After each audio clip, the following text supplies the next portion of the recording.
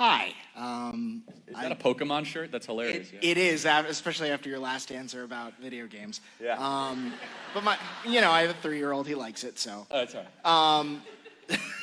So my question actually had to do with social emotional learning. Yeah.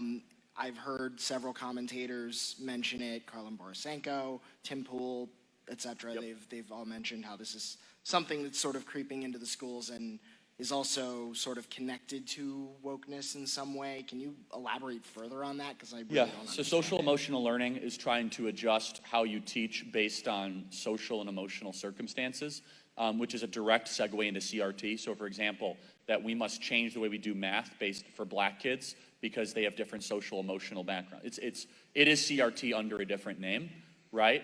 So I'm a big believer in classical education. And classical is tough. Not everyone is going to be able to do classical. I get it.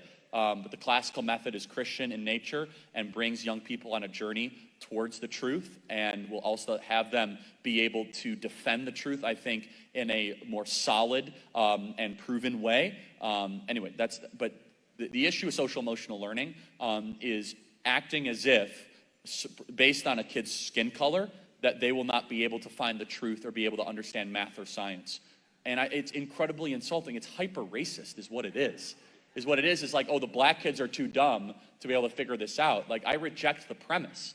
We're all image bearers. We're all made in the image of God. I believe that education properly done, classical education done, right, which is the way we should educate, but we don't, is that regardless of skin color, regardless of background. Now, they'll say, well, it's because certain kids do not have the same sort of family backgrounds as others. Now, that's a parental involvement issue, okay?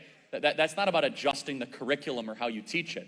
What really this is the realignment of education to try and have a certain, let's say, activistic output, if that makes sense. So, look, social emotional learning, I'm generalizing, but this is basically what it is. It's CRT under a different name.